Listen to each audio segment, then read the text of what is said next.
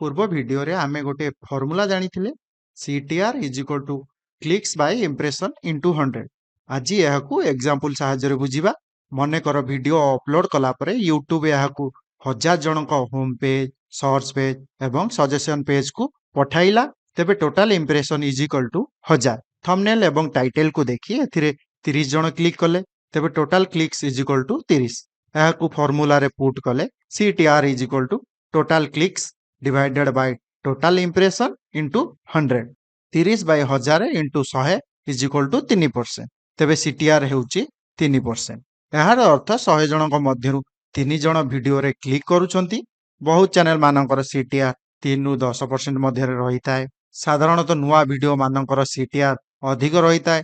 जेतबळे YouTube एहार impression बढ़ाए CTR कमीवा को लागे। एमिति कोन पाई हुए केते जन जानि छंती कमेंट करी कुह।